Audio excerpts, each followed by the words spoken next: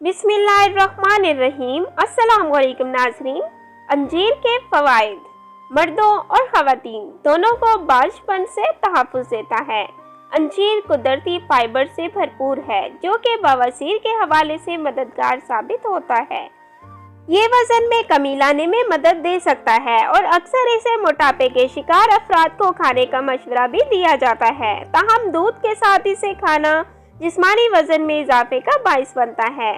अंजीर में कुदरती विटामिन बी कॉम्प्लेक्स मौजूद होता है जो कि असाब के लिए इंतहाई ज़रूरी होता है। अंजीर का इस्तेमाल मैदे के तेज़ाब को अल्कली में बदल देता है।